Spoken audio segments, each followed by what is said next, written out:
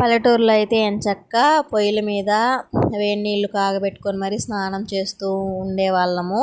అమ్మ వాళ్ళది పల్లెటూరే.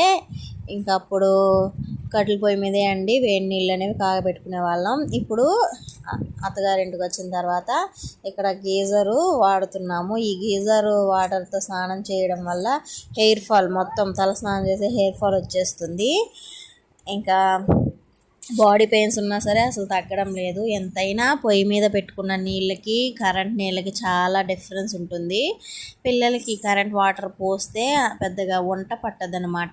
పెద్దవాళ్ళు చెప్తూ ఉంటారు పొయ్యి మీద వేడివేడిగా పిల్లలకి స్నానం చేపిస్తే ఒళ్ళు చేస్తుంది, అంటే ఒళ్ళు కూడా బాగా వస్తుందంట.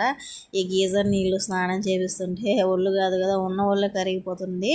అయినా 4 months అయింది గీజర్ పోయి. ఈ రోజుకి దీనికి కుదిరిందనమాట, రెడీ చేస్తున్నారు. నా వీడియో నచ్చితే మీరు ఒక్క లైక్ చేయండి, అలాగే సబ్స్క్రైబ్ చేసుకోండి. బాయ్.